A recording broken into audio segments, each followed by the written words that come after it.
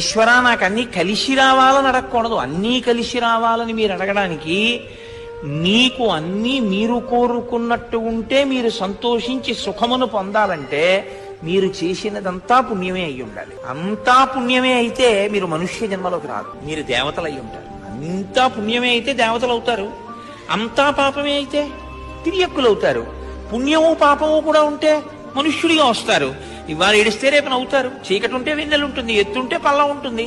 కాబట్టి ఓ కష్టం వచ్చింది, ఓ ఈశ్వర ఉదారుడవు, నా పాపం తీసేస్తున్నావు, కానీ తండ్రి నీ పాదములను పట్టుకోవడంలో వైక్లభ్యం రాకుండా చూడు. ఇది మీరు అడగగలిగారనుకోండి, మనుష్య జన్మ యొక్క సార్థకతని పొందింది.